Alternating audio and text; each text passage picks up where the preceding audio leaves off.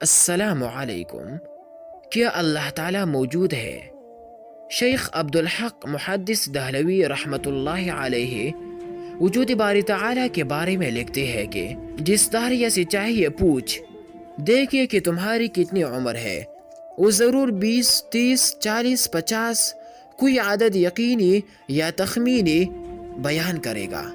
جس کے معنی یہ ہے کہ ہم کو موجود ہوئی اتنے برس ہوئی ہے۔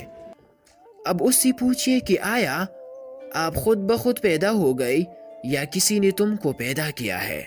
اور پھر وہ پیدا کرنے والا ممکن ہے یا واجب؟ یہ تو ظاہر ہے کہ وہ خود بخود پیدا نہیں ہوا، ورنہ واجب الوجود ہو جاتا اور ہمیشہ پایا جاتا اور پھر معدوم نہ ہوتا۔ جس کا وجود اپنا ہو وہ ہمیشہ رہتا ہے، یہ بدیہی بات ہے، اور یہ بھی ظاہر ہے کہ اس کا پیدا کرنے والا ممکن نہیں، ورنہ تسلسل لازم آئے گا، اور پھر اس ممکن کی پیدا کرنے والے اور پھر اس کے پیدا کرنے میں کلام کیا جائے،